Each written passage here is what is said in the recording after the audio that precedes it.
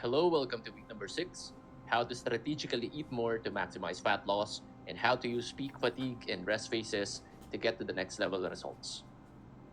So we're done sa mga importanteng mindset stuff sa mga previous weeks, and dun sa last week natin, week number 5, natutunan natin yung motivation cycles. You're now equipped sa mga crucial na knowledge, and I think now is the perfect time to introduce you to some techniques that can help you with getting more results. Ang mali ng karamihan, even coaches, inuuna agad nila yung mga tactics, yung mga strategies. But without the mindset, baliwala rin sila kasi hindi naman tayo magiging consistent. Before we start, ito yung pag-uusapan natin today. The dip stage continuum, welcoming the second, third, fourth, and so on dip stages and how to dance with them. Introduction to the hunger hormones and what they really do. The crucial importance of refeeds and diet breaks and how to do them the right way. Introduction to the simplified fitness fatigue model and why skipping deloads or half-assing it guarantees failure.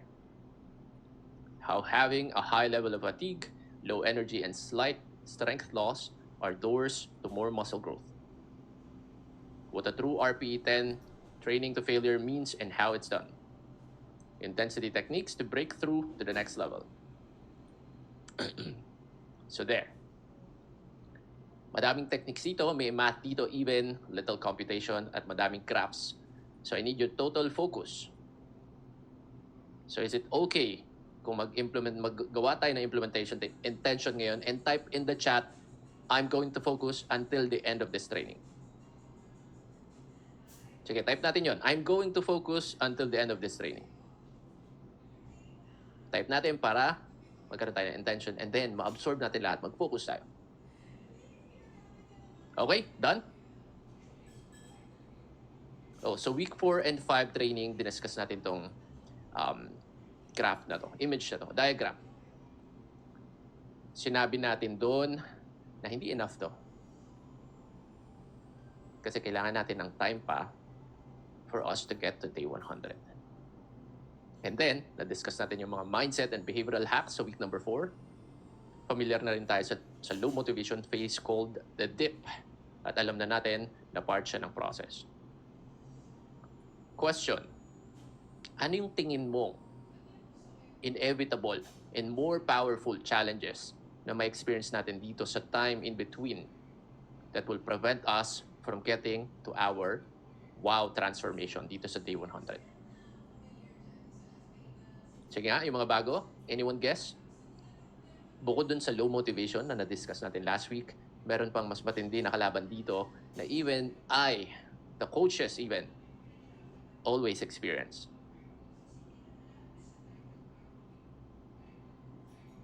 Yung mga bago, take a guess. Type in the chat. And let's see if you got it right. So our next big challenges na may experience mo are this. High hunger, high fatigue. Ito yung mahirap na kalaban talaga. Kahit max na yung habit strength natin, once you experience this, especially yung itong high fatigue, mahirap talaga. Very, very challenging. Kaya i-discuss natin today. Parang yung dip stage, once you know what to expect, madali na siya i-overcome. And the best part is, you will also learn how these challenges can be the gateways to the next level results you're aiming for. Sino may gusto nun? Next level results. Na kung excited ka, type, excited ako. Okay. So last week, diniscuss natin to motivation cycle. Recap lang natin na mabilis. So sa umpisa, inspired phase, pataas yung motivation natin. Ganyan sa lahat ng bagay na inumpisahan natin, but eventually, as the novelty wears off, bababa siya hanggang mapunta tayo dito sa dip. Kasi nawala na yung excitement. Familiar na tayo. Then, we're going to fight hard and persist until mapunta tayo dito sa star. In days 50 to 66, when our habits get installed and doing the behaviors would be easy despite the fluctuating motivation. And then, ang katuktong nitong motivation cycle na to is this. So kung yung unang graph is until day 66, yung katuktong niya, meron tayong weeks 13, saka 20. Dito, malakas pa rin si habit strength. mataas pa rin siya since nakakross na tayo sa week number 10 or day 66 mark. Autopilot na tayo at madali na sa atin gawin yung mga good habits. Ngayon naman, yung motivation natin coming from the previous weeks, fluctuating siya depende sa milestones or progress natin. And also sa mga new goals natin. However, makikita natin dito, week number 13 saka 20. Magkakaroon ulit tayo ng second and third dip phases. Meaning, sobrang baba ulit ng desire, sobrang baba ulit ng motivation, yung moral. Ang hirap gawin yung mga habits. So why does this happen? It's because of the reasons that we mentioned. Yung peak fatigue at mataas na gutom. Ito yung biggest challenges na pwede nating ma-experience as we continue our pursuit sa fit, healthy, sexy na katawan. Even if our habit strength sobrang taas na, magiging challenge pa rin natin to since part din siya ng process. And it's wise to learn how they affect us dito sa journey natin para alam natin what to expect. Okay? Clear yun? So of the two, unahin natin tong high hunger. Kasi yun yung madalas kalaban ng mga nagda-diet, nag-undergo sa fitness journey nila. Sa week number 4, yung diet behavioral hacks, natutunan natin yung mga strategies para ma-manage natin yung sarili natin, mostly when it comes to our diet. Ngayon, matututunan naman natin how and why this hunger happens. So let's learn this to know what to expect para mapaghandaan natin yung mga araw na sobrang gutom tayo. And best of all, how we can use it to our advantage to help us boost our fitness results. So whenever we're dieting, two things are certain. Number one, if you place your body into a calorie deficit state, you will feel hungry to some degree. Kahit gaano pa kalakas yung willpower mo at discipline mo. Sa mga bulking, hindi pa kayo makaka-relate masyado dito, but it's good to learn this now para pag nag-cut ka later, may idea ka na. Next one, food cravings are the number one reason why most people ultimately fall off track with their fat loss diet and end up failing in the long run. Pag nagutom ng malala, possible mag-binge, at pag nag-binge, meron yung negative momentum at mataas yung chance na magtuloy-tuloy na. Kaya ang hirap kalaban ng holiday season, di ba? So before I give you some strategies para ma-counteract to, explain ko muna how and why hunger happens when we diet. Our hunger hormones, ghrelin and leptin. Ito tayo sa una. So leptin. Ano ba yung leptin na yan? Leptin is a hormone primarily produced by fat cells that's involved in many functions in the body, including regulating appetite, yung gutom natin, metabolic rate, motivation, libido, just to name a few. Ang main job ni leptin is to help us maintain a healthy body weight. Ginagawa niya to by keeping our brains informed as to how much energy is available in the form of body fat and yung total calories natin from our diet. So pag mataas si leptin, like kung madami tayong kinakain, babalking tayo, kung madami tayong body fat na nakastore sa katawan, this tells the brain na madami tayong energy available. Therefore, the brain responds by reducing our hunger and increasing our energy. Pinapagalaw niya tayo. Mag-exercise ka, gumalaw ka dyan. Mag-burn ka ng calories kasi madami kang body fat. Okay, gets yun? Pag mataas si leptin, ganun yung nangyayari. Mababa gutom, mataas energy. So sa kabilang side naman, pag mababa si leptin, like kung nag-start na tayo ng diet, pababa yung body fat natin, this signals our brain that energy is scarce. Therefore, magsisignal siya sa brain natin na taasan yung gutom para kumain tayo and also i-adjust yung metabolism natin pababa, which manifests in a form of lethargy, lack of motivation, in anything na pwedeng mangyari sa loob para makatipid tayo sa pag-burn ng calories. In other words, low leptin levels are largely responsible for the negative feelings we experience pag nagda-diet tayo. So the process works like this. So kakain tayo ng food, mag-store tayo ng body fat, Tataas si body fat, tataas si leptin. Pag tumaas si leptin, mawala yung gutom natin. Bababa yung gutom natin. So, hindi tayo kakain, mababawasan tayo ng body fat, bababa si leptin, and pag mababa si leptin, magugutom ulit tayo. So, yan yung cycle niya. Nagets to? O summary, pag mataas si leptin, hindi tayo gutom. Pag mababa si leptin, gutom tayo. So, pag mataas si leptin, example yan, yung mga nagbabulking dito. Okay, nag-experience sa mga nagbabulking, kung na-experience mo na yun, pag nandiyan ka sa phase na yan, ang hirap talaga kumain. Ang hirap pilitin yung sarili kumain pag hindi gutom. So, kala ng mga nagka-cutting, madali lang mag-bulking kasi kakain ka lang. But once you're there, hindi talaga, ang hirap talaga magutom. So, personal story din to sa akin, mas malakas ako kumain pag low body fat ako kasi mababa si leptin. Unlike pag bulking, malakas pa rin pero mas mahina. So, galing di ba? Baliktad. Kung kailan ka mas payat at mas magaan, mas lean, mas may desire at capacity ka kumain ng mas madami. Okay, tapos tayo sa leptin. Ito naman ghrelin, madali lang to. Ito yung hormone na nagpapataas ng appetite natin, gutom. Basically, when leptin level is low, ghrelin is up. When ghrelin is up, gutom is up. So ito yung picture mismo na summary. Ayan na, yung arrows up and down. So pag baba si leptin, pataas si ghrelin.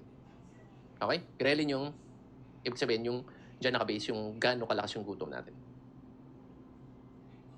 Okay, gets yan?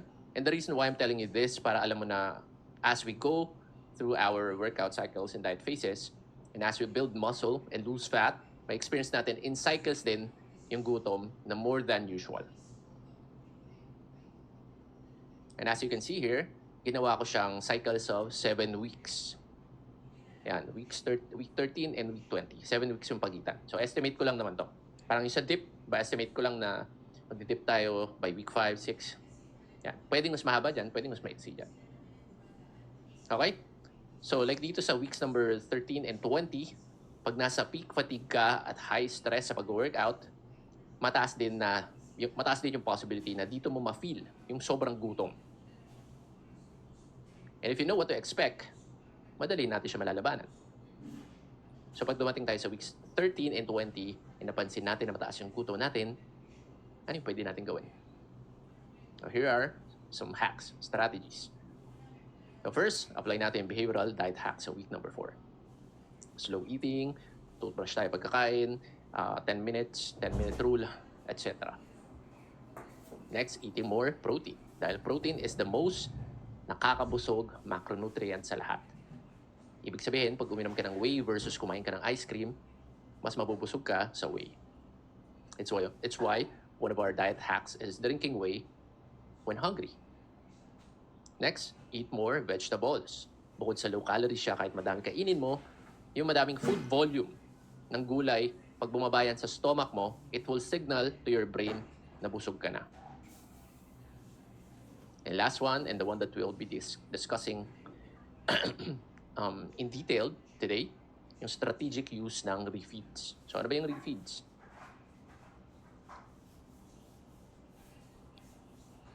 So refeeds, simply put, are planned days, preferably 2 days in a row, na pag-increase ng total calorie intake that is periodically inserted throughout our cutting phase. The goal of doing refeeds or eating more during dieting is para ma-normalize yung hormone natin na si leptin. Para ma-push back siya ulit pataas, even for a short period of time. Kasi pag napataas natin siya, mamimitigate natin kahit papano yung mataas na gutom. And we can continue with our dieting for more weeks. Dahil remember, di ba? When leptin is low, mataas yung gutom. At mababa yung energy natin. So yun yung goal ng refeed days. Para tulak siya pataas, para tumaas yung energy natin, bumaba yung gutom natin. Next, there's a quote that says, the best fat loss diet is the one you can stick to. And repeat days definitely assist in this area by helping you adhere to your diet more over the long run. And since you always have that upcoming days to look forward to where you can bump up your calories and enjoy certain foods, may positive effect yan sa motivation natin, and it can possibly combat yung mga unplanned binge eating. The overall dieting process mas magiging enjoyable siya. Coach, bakit 2 days in a row? Sabi sa IMF, 1 day lang. So there's a study that concluded that a 2-day refeed is better than one when it comes to boosting metabolism, reversing any muscle loss. So not to mention yung greater effect sa leptin level. Kaya 2 consecutive days yung isasuggest natin. So we can reap the most benefits. So unlike a typical cheat day na ginagawa ng madaming dieters where they simply eat anything, everything they want without any real tracking in place, which can often be quite harmful if done to excess, yung refeed days, these are controlled. Controlled increase of food intake where calories are still monitored and kept to a certain limit. Ang goal lang natin dito is maintenance calories or slightly above that, which is not bad kasi around 500 calories din yan, di ba? Daming rice yun. Who should use refeed days and how often? So itong optimal refeed days frequency, magbabari siya from person to person and depends on several factors. For example, if you're lean and dieting for quite some time, you can have more frequent refeeds like every 2 to 3 weeks. On the other hand, beginners with higher body fat percentage who have not been dieting for very long will not need to refeed as often, if at all, in the beginning stages. Also, yung mga hindi consistent sa pag-hit ng calorie deficit nila. If you're in this position, parang nagre-refeed ka na rin naman every once in a while. Kung lagi ka lumalagpas sa calorie targets mo, parang refeed na yun eh. So in this case, hindi mo pa kailangan ng refeed, kailangan mong ayusin yung pagiging consistent mo sa deficit. 2-day refeed guidelines. Dito, sinimplify ko na yung categories. 2 lang yan. First, if consistent in hitting deficit and losing weight week to week. Dito, 2 yung requirements. First, if consistent ka sa pag-hit ng deficit. Second, if you're losing weight week to week. Kung check mo yan parehas, ito yung times na pwede ka mag-refeed. First one, week before the deload. Yung deload, di-discuss natin yan mamaya. So, kunwari ang deload mo, week number 7, sa week number 6 ka mag-refeed days. The reason for this is para ma-boost ng konti yung leptin mo sa week na mataas yung fatigue at kailangan ng mas mataas na energy for your workouts. Next one, kailan ka pwede mag-refeed if consistent ka and if you're losing weight week to week. Every 3 weeks after your first one. As long as check mo pa rin tong 2 requirements, pwede ka mag-refeed every 3 weeks. So next category tayo. If inconsistent in hitting deficit, so madalas kang lumalagpas. Kung andito ka sa category na to, ito lang yung refeed days na isasuggest ko sa iyo. Week before deload. So kung week 7 ang deload mo, week number 6, pwede ka mag 2-day refeed na. And then, ayan lang. So the reason for this, again, kung lumalagpas ka naman parati sa calories mo multiple times per week, and then para ka na rin nagre-refeed nun. So best thing to do is get your consistency handled first. Punta ka muna dito sa left category.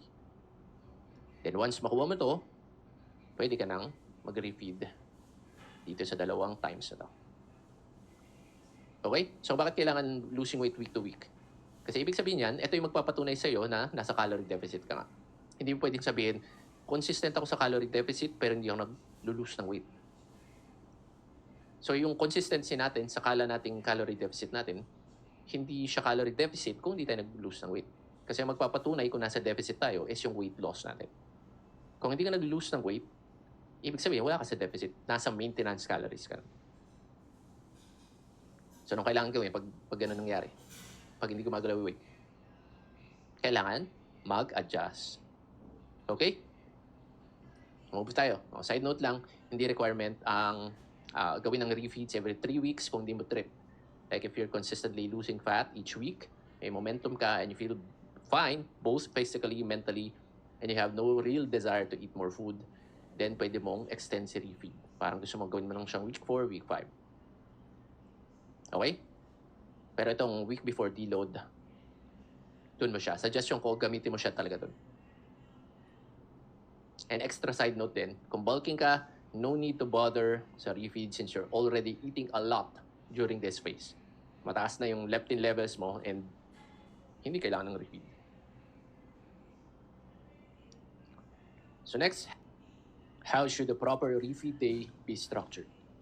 The first step, increase calories to your estimated maintenance. So paano natin yung makukuha? By simply checking this. Ito yung additional data na lalabas sa week 5 and onwards na online trackers natin. Nandito nakikita sa previous weeks. So para madali natin malaman yung calories natin for refeeds and diet breaks, refer lang tayo dito sa number na to. Estimated maintenance calories. But take note that this will be reliable only if the items in the WCAA checklist are all checked. And if you're logging your data as accurately and honestly as you can. If sablay tayo sa WCAA, especially the accuracy part, hindi siya magiging reliable. Pag hindi tayo sure sa tracking at food logging natin, or dinadaya natin yung input, don't expect it to work. Also, another drawback nitong estimated maintenance, kaya siya estimated maintenance kasi hindi siya perfect, hindi nito tinitake into account yung mga days na nag-hold tayo ng maraming water, yung may water retention tayo. So, huwag natin siya i-treat as absolute truth. Estimated lang siya. Okay? Clear yun? Next tayo, since tapos na tayo sa pagkuha ng estimated maintenance natin, ano yung step 2? Step 2, put the extra calories to carbs. For example, if sabi ng estimated maintenance calories mo, pwede ka raw mag-add ng 600 calories on top of your current one, since you're hitting a little more than 1% weekly weight loss, for example. But for you to get the precise amount of carbs to add pag magre-refeed ka na, ang gagawin mo sa 600 calories is i-divide mo lang by 4. Bakit nga 4? Kasi 1 gram of carb equals 4 calories. So 600 divided by 4 equals 150 grams of carbs. So 150 grams of carbs, yan yung i-add mo sa current calories mo, sa cutting calories mo pag magre-refeed ka na. Coach, bakit sa carbs ilalagay? Kasi carb, yung macronutrient that gives the highest leptin boost. Kung hindi natin kukunin yung extra calories natin mostly sa carbs, baka hindi niya matulak yung leptin pataas at hindi natin makuha yung benefit ng refeed days. Kuha yun? Ano example ng 600 calories o kaya 150 gram na carbs. So on top of mind, ano yan, additional 3 cups of extra rice, 5 bananas, potatoes, siguro mga ano yan, 700 grams. Tapos pasta, yan, pancakes. So ingat lang sa ibang pagkain, nakala natin puro carbs. Yun pala maraming fat din. Sample nun, chocolate cake. Tapos yung ibang desserts. Tapos kunwari, yung pancakes mo, nilagyan mo ng butter. So yun, tataas yung fats nila. Hindi siya advisable para sa refeed. Diba? Kasi ang gusto nga natin, mostly carbs. Okay? Basta ang importante dito is i-track nyo. Bago kayo mag-add ng mga pagkain para sa refeed nyo, hanapin nyo muna siya sa MyFitnessPal. I-check nyo muna. Hanapin nyo yung mga pagkain na puro carbs talaga, mostly carbs. Hindi naman kailangan purely na carbs, pero dapat madami talagang carbs. Ako, for example, I stick to white rice during refeed. May protein siya ng konti, pero mostly carb siya. Kasi rice is life ako. So, ginagawa ko, dinodoble ko lang yung rice ko or tinitriple ko. Next, tapos na tayo. Kinuha na natin estimated maintenance natin. Tapos natutunan natin na ilalagay siya dapat sa carbs para matulak si leptin pataas. Step 3 natin, keep the protein and fat the same. Wala tayong babaguhin. O kung may i-adjust tayo, yung fat yun. Bababaan natin to make room for the extra carbs. Yung protein, fixed pa rin siya around 0.8 to 1 gram per pound of body weight. And that's it for the end of our refeed guide. Okay? So kung nalilito kayo, recap lang natin. Yung estimated maintenance, check lang natin yung spreadsheet natin. Andun yung data. And then, pag na-determine mo na ilan yung pwede mo i-add, lagay mo lang lahat sa carbs yun. Okay? And then, wala kang babaguhin sa ibang macronutrients. How about diet breaks? So, discuss natin to probably in detail sa mga next lessons, pero bigyan ko lang kayo ng preview. Yung diet break, it is just a macro view, macro form of refeeds. So, dito sa diet break, 7 to 14 days, 1 to 2 weeks tayo kakain at maintenance calories as opposed to just 2 days sa refeed. O, diba? Saya, 1 to 2 weeks tayong maintenance calories. And ang goal nito, same pa din, para ma-push pataas si leptin at ma-normalize yung gutom at metabolism natin. Para makatulong sa motivation, sa energy, and also to combat the negative effects of metabolic adaptation. Ginagawa ang diet break depende sa leanness or sa progress ng individual. Generally, sa new members ng Kaizen, mga first-timers, ang suggestion ko, every 12 to 14 weeks ang diet break. Parang 3 to 4 months yan with multiple refeeds in between. So again, para sa mga first-timers to for old clients or yung mga nakailang seasons na ng Kaizen, pwedeng mas frequent dito. Pwedeng 4 to 6 weeks, diet break na. And again, kailangan lang natin tandaan, itong refeeds, itong diet breaks, these are only suggested para dun sa consistent sa pag-hit ng deficit nila at saka yung mga naglo-lose regularly, naglo-lose weight week to week. Ngayon yung 2 requirements na diniscuss natin kanina. Kung hindi ka consistent and you're just yo-yoing with your diet or hindi ka naman nababawasan, then parang naka-diet break ka na rin, naka-maintenance calories ka na rin. So worry about this pag handled mo na yung consistency mo. Now, kung ang concern mo naman, coach, ako mag-refeed, natatakot ako. Baka tumaba agad ako, mawala yung pinaghirapan ko. Anyone andito sa position na to? Can you type in the chat para lang ma-check natin yung 2 camps, yung mga takot mag-refeed, yung mga excited mag-refeed. Please type in the chat. So to crush this fear, here are some important notes regarding refeeds and diet breaks. So gaining a few pounds during or after refeeds or diet break is normal.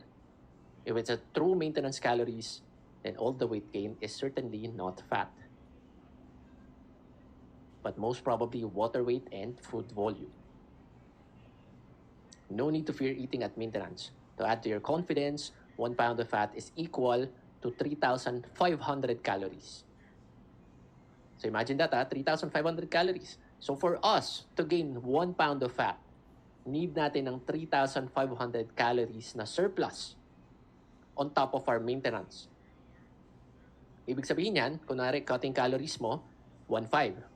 Tapos ang maintenance calories mo, 2,000. Para mag-gain ka ng 1 pound of fat, kailangan mong dagdagan yung 2,000 calories mo ng additional 3,500. So, di ba? Sobrang dami. So, eating at your maintenance calories for the whole week, even for the whole year, kung legit na maintenance talaga siya, won't net you even a pound of weight gain. Kuha yun? So, ito yung comment ko doon sa question sa Kaizen, yung previous season. Ang concern niya kasi, parang natatakot ako bumalik sa dating calories. And he's referring to maintenance calories. So, sabi ko sa kanya, the goal is to eat at maintenance. And from the word itself, maintenance, hindi tayo dapat magkaroon ng fear of gaining weight simply because it's maintenance calories. Meaning hindi tayo madadagdagan or mababawasan.